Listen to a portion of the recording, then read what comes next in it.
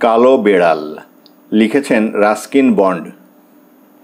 আমাদের পাহাড়ি এলাকার বাজারে একটা দোকান ছিল। রাজ্যের আবর্জনা ডাঁই করা সেখানে, অন্ধকার, নোংরা, বিবর্ণ হয়ে আসা দোকানঘর। আমি মাঝে মধ্যে সেখানে যেতাম। এমনি বইপত্র যদি কিছু পাওয়া যায় বা ভিক্টোরিয়ান আমলের ভালো জিনিসপত্র খোঁজাখুঁজি করতাম।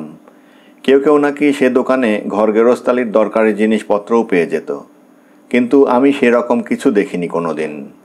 তবে আমায় আকর্ষণ করেছিল দোকানের এক কোণে দাঁড় করানো একটা ঝাড়ু। পুরনো বটে, কিন্তু তখনও বেশ ঠিকঠাকই ছিল। ঠিক এই ধরনেরই লম্বা হাতলওয়ালা ঝাড়ু আমার খুব দরকার ছিল। আমার কোনো কাজের লোক নেই, তাই কটেজ ঝাঁট দেওয়ারও কেউ নেই। আর ওই সাধারণ ছোট হাতলওয়ালা ঝাড়ু দিয়ে কোমর দ্বিগুণ বাঁকিয়ে ঝুঁকে ঝাঁট দেওয়া আমার মোটেই পছন্দের নয়। কিন্তু দোকানি পুরনো ওই ঝাড়ুর দাম চাইল 10 টাকা। আমি ধুন্দুমার দরাদরি করে সেটিকে 5 টাকায় নামিয়ে আনলাম। ঝাড়ুটা বেশ শক্তপোক্ত, দেখতেও মজবুত। প্রত্যেক দিন সকালে এটি দারুণ কাজ দিচ্ছিল। এখন এখানেই গল্পটা শেষ হতে পারত, বা গল্পটা শুরুই হতো না যদি বাগানের পাঁচিলে একটা বড়সড় কালো বেড়ালকে বসে থাকতে না দেখতাম। উজ্জ্বল হলুদ রঙের চোখে তীব্র অন্তর্ভেদী দৃষ্টি।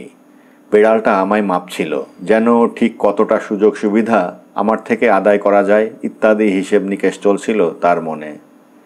আমার দিকে তাকিয়ে দু একবার ম্যাও করে ডাকলো বটে, কিন্তু আমি পাত্তা দিলাম না।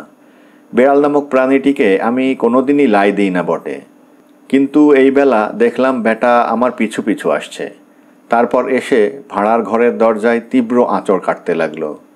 দেখে মনে হচ্ছিল বেচারার খুব খিদে পেয়েছে, তাই কিছুটা দুধ এনে দিলাম। দুধটা চেটেপুটে শেষ করার সময় বার কয়েক গড় আওয়াজ করলো বেড়ালটা। তারপর এক লাফে কাবার্ডের ওপর উঠে আয়েশ করে বসল। বেশ কয়েকদিন কেটে গেলেও তার থেকে মুক্তি পাওয়ার কোনো লক্ষণ দেখলাম না। প্রাণীটার হাবভাব দেখে মনে হচ্ছিল ওই বাড়িটার মালিক, আর নিতান্তই করুণা করে আমাকে ওর বাড়িতে মেনে নিচ্ছে। আরও অদ্ভুত, বেড়ালটার আমার থেকেও আমার ওই সদ্য কেনা ঝাড়ুতে বেশি আগ্রহ। আমি যখন ঘর ঝাঁট দেব তখন ওই ঝাড়ুটার চারিদিকে নেচে বেড়াবে, উল্টে শুয়ে পড়বে। আবার যখন ঝাড়ুটা দেওয়ালের গায়ে ঠেস দিয়ে রাখা থাকবে, বেড়ালটা ওটির গা বেয়ে উঠে পড়ে হাতলে গা ঘষবে আর মুখ দিয়ে গড় গড় আওয়াজ করবে। বেড়াল আর ঝাড়ু, এই সম্পর্ক শতাব্দীর পর শতাব্দী ধরে ইঙ্গিতবাহী এবং নানান সম্ভাবনায় পরিপূর্ণ। এই কটেজটি বহু পুরনো, তা প্রায় 100 বছরের তো হবেই। আর ভাবলেই রোমাঞ্চ হয় এই দীর্ঘ সময়ে কত রকম মানুষ এখানে বাস করে গেছে। আমি এ বাড়িতে আছি মাত্র 1 বছর হলো। হিমালয়ের কোলে ওক গাছের জঙ্গলে নিঃসঙ্গ দাঁড়িয়ে আছে এই কটেজটি, কিন্তু কোনোদিনই ভূত বা প্রেতাত্মা জাতীয় কিছুর সঙ্গে আমার মোলাকাত হয়নি। জুলাইয়ের মধ্যিখানে মিস বেলোস এসেছিলেন আমার সঙ্গে দেখা করতে। আমি কটেজের বাইরে পাথুরে রাস্তায় তাঁর লাঠির ঠুকঠুক আওয়াজ পাচ্ছিলাম। সে আওয়াজ থামল গেটের সামনে। মিস্টার বন্ড, জাদ্রেল গলায় ডাকলেন, আপনি কি বাড়ি আছেন? তখন বাগানে কিছু কাজ করছিলাম। মাথা তুলে দেখলাম বৃদ্ধ এক ইংরেজ মহিলা ঋজু শরীরে দাঁড়িয়ে গেটের ওপার থেকে এক দৃষ্টে তাকিয়ে আছেন আমার দিকে। হাতের নিড়ানিটা ফেলে বললাম, গুড ইভিনিং। আমার বিশ্বাস আমার বেড়ালটা আপনার কাছেই আছে, মিস বেলোস বললেন। ব্যাপার হলো, আমি ভদ্রমহিলাকে এর আগে কোনো দিন দেখিনি, কিন্তু ওকে বিলক্ষণ চিনি, কারণ এই হিল স্টেশনের সবচেয়ে পুরনো বাসিন্দা হিসেবে ওর বেশ নামডাক আছে। আমার কাছে একটা বেড়াল আছে বটে, আমি বললাম, যদিও ঠিকঠাক বলতে গেলে বেড়ালটার আশ্রয়েই আমি আছি। যদি ওটা আপনার বেড়াল হয় তার কাছে আপনি আসবেন বই কি। আচ্ছা, আপনি ভেতরে আসছেন না কেন? আমি ততক্ষণে খুঁজে দেখি সে কোথায় গেল। মিস বেলোস ভেতরে এলেন। একখানা সেকেলে কালো পোশাক পরেছেন, আর হাতে ওয়ালনাট কাঠের একটা লাঠি। সেটির 2-3 জায়গায় বাঁকানো, আর হাতলের বদলে লাঠির মাথাটা গোল মতো। ভদ্রমহিলা আরাম কেদারায় হেলান দিয়ে বসলেন। আমি তখন বেড়ালটাকে খুঁজতে গেলাম। সে যথারীতি রহস্যজনকভাবে উধাও। আমি চেনা কায়দায় বার কয়েক ডাকলাম, কিন্তু কোনো সাড়া পেলাম না। আমি জানি সে কাছে পিঠেই কোথাও আছে, কিন্তু বেড়াল প্রাণীটা এমনই স্বেচ্ছাচারী, জেদি প্রাণী। শেষমেশ যখন বসার ঘরে এলাম, দেখলাম বেড়ালটা মিস বেলোসের কোলে গুটি পাকিয়ে বসে আছে। ও, পেয়ে গেছেন দেখছি। আচ্ছা, যাওয়ার আগে কি একটু চা খাওয়া যায়? না ধন্যবাদ, মিসেস বেলোস বললেন, আমি চা খাই না। তবে কড়া কিছু, একটু ব্র্যান্ডি। তিনি এবার কড়া চোখে আমার দিকে তাকালেন। আমি খানিকটা অপ্রতিভ হয়ে দ্রুত বললাম, আমি যে খুব বেশি মাত্রায় পান করি তা নয়, তবে ওই আর কি, অল্প স্বল্প রাখা থাকে জরুরি কোনো দরকার হয়ে পড়লে। ঠান্ডা রুখতে দারুণ কার্যকরী। অসম্ভব শীতে এটা কিন্তু বেশ ভালো কাজ দেয়। আমি আমতা আমতা করে বললাম, আপনার কেটলিতে পানি ফুটছে দেখছি। উনি বললেন, একটু গরম পানি হবে? গরম পানি নিশ্চয়ই।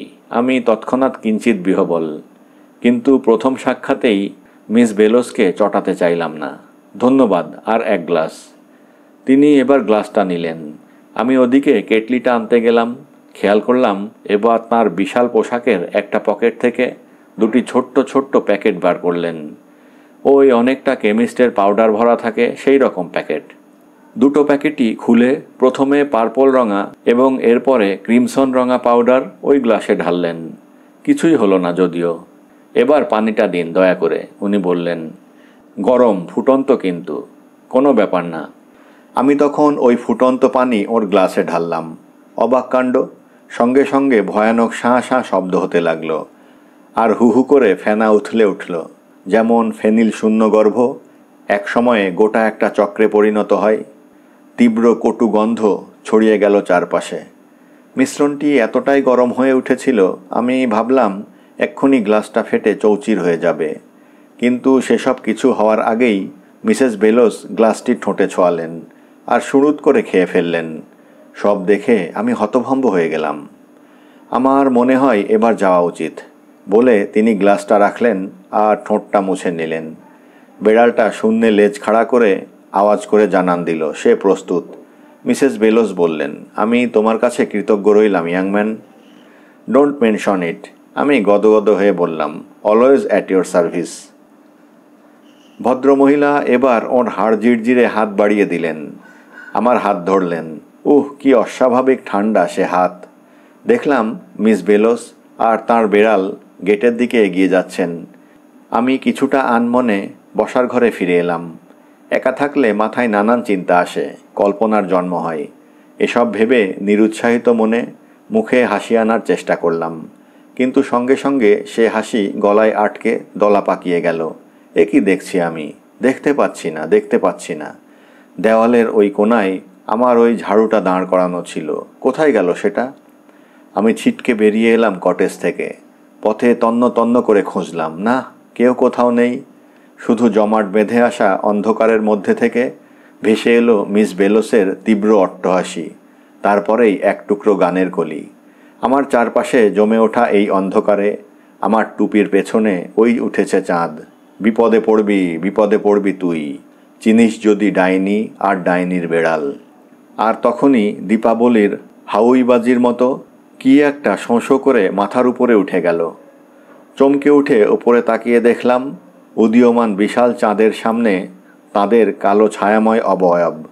আমার সেই ঝাড়ুতে চড়ে উড়ে চলেছেন মিস বেলোস আর তার বেড়াল। ধন্যবাদ।